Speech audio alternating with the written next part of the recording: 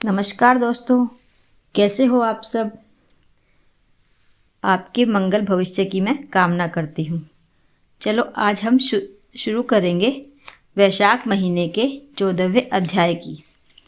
शुद्ध देव जी कहने लगे कि हे मेष की संक्रांति में वैशाख मास में प्रातःकाल स्नान कर मधुसूदन भगवान का पूजन करके जो इस मनोहर कथा को सुनते हैं वह सीधे विष्णुलोक को जाते हैं। जो दुर्बुद्धि होती हुई कथा छोड़कर अन्य काम करने में लग जाते हैं वे रोरक नगर में जाकर पिशाच योनि पाते हैं। यहाँ पर हम एक प्राचीन इतिहास कहते हैं जो पाप दूर कर पवित्र करने वाला है। प्राचीन काल में गोदावरी के किनारे ब्रह्मेश्वर क्षेत्र में ब्रह्मनिष्ठ बड़े परमहंस दुर्वासा ऋषि के 2 शिष्य रहते थे। वे सदा उपनिषद शास्त्रों में निष्ठावान थे। उन्हें किसी से कुछ अपेक्षा नहीं थी। भीख मांगकर जो कुछ मिलता उसी को खाकर पर्वत की गुफा में रहते थे। ये दोनों तीनों लोक में सत्यनिष्ठ और तपोनिष्ठ नामों से विख्यात हुए। इनमें सत्यनिष्ठ जो सदा कर्मों को करता हुआ भगवान की कथा सुनने और सुनाने में तत्पर रहता था, परंतु पुण्य रूपी कथाओं की व्याख्या के सुनने सुनाने के समय संपूर्ण कर्मों को भी छोड़ देता था तथा कथा समाप्त होने पर अपने नित्य कर्म करता था। वह बिना कथा श्रवण किए अन्न ग्रहण नहीं करता था। अतएव जो मनुष्य ऐसी कथा सुनते हैं उनको जन्म के बंधन नहीं व्यापते और विष्णु भगवान में सच्ची भक्ति तथा स्नेह उत्पन्न होता है। आरती दूर हो जाती है और साधु महात्माओं में सुहृदयता उत्पन्न होती है। सत्व बुद्धि से वेद में मति उत्पन्न होती है। निरंजन निर्गुण ब्रह्म उनके हृदय में आकर विराजते हैं। परंतु जहाँ साधु महात्मा न हो, तुलसी न हो, विष्णु जी का मंदिर न हो, काला मृग न हो अथवा कथा न होती हो, वहाँ यदि साक्षात गंगा जी का किनारा भी हो तो त्याग देना चाहिए। वहाँ का मरा हुआ प्राणी 100 जन्म तक कुकर योनि पाता है अथवा अंधतामिस्त्र नरक में पड़ता है। ऐसा उपनिषद विचार कर वह मुनीश्वर सदा विष्णु की भक्ति और कथा श्रवण करने में तत्पर रहता था। मगर दूसरा जो तपोनिष्ठ था, न तो जीवा से विष्णु कथा कहता था, न कानों से सुनता था। तीर्थ स्थान करने जाता तो वहाँ पर होती हुई कथा भी तप में विघ्न न पड़ जाए इस डर से छोड़ देता था। श्रोता और वक्ता कोई भी उस कर्मनिष्ठ के निकट होकर गृह कार्य के लिए नहीं निकलता था। उस दुरात्मा ने दुर्बुद्धि से ऐसे ही समय बिता अपना शरीर छोड़ दिया। तब वह शमी के वृक्ष पर छिन्नकर्ण नाम का महाबलवान पिशाच हुआ।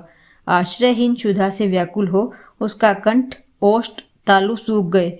ऐसे ही अत्यंत दुखी हो अपने किए हुए कर्मों के ऊपर विचार करता हुआ वह उन्मत्त की तरह इधर उधर घूमता हुआ भटकता रहा।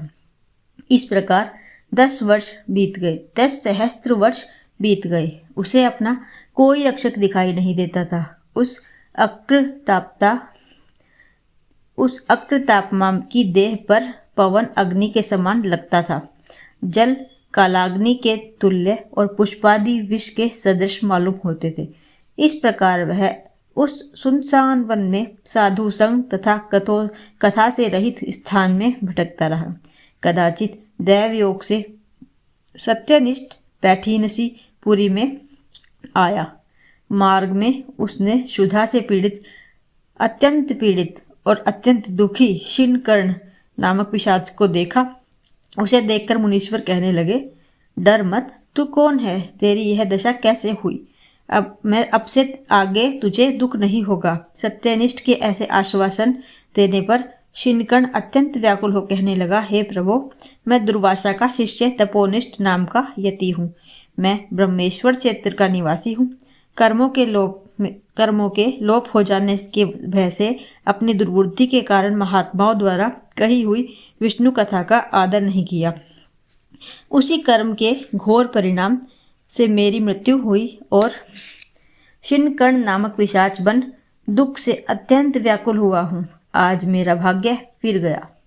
मेरे ऊपर सब देवता गुरु तथा साधु असंतुष्ट हैं। हरि भगवान मेरे ऊपर प्रसन्न जो आपके दर्शन हुए। इस प्रकार शिनकर्ण त्राही त्राही करता हुआ चरणों पर गिर पड़ा। तब महायशस्वी सत्यनिष्ठ ने उसे दोनों हाथों से उठाकर अपने सुकृत का पुण्य और वैशाख महात्म्य को क्षण भर सुनने का फल दिया। जिससे उसके पाप तत्काल दूर हो गए और पिशाच की योनि छोड़ दिव्य देह धारण कर महामुनि की परिक्रमा व प्रणाम कर दिव्य विमान में बैठ विष्णुलोक को गया और सत्यनिष्ठ पैठीनसीपुरी को गया तथा बारंबार महात्म्य श्रवण की चिंता करने लगा। श्रुतदेव जी बोले, जहाँ शुभ फल देने वाली, सब लोगों के पाप दूर करने वाली विष्णु भगवान की कथा होती है, वहाँ सब तीर्थ अनेक क्षेत्र आ जाते हैं तथा वहाँ निवासियों को मुक्ति प्राप्त होती है। इसमें कोई संदेह नहीं है। यहाँ पर 14वां अध्याय समाप्त होता है। आपको मेरी सुनाई हुई कथा कैसे लगती है कमेंट बॉक्स में मुझे ज़रूर बताएं। मुझे आपके कमेंट्स का इंतज़ार रहता है। राधे राधे।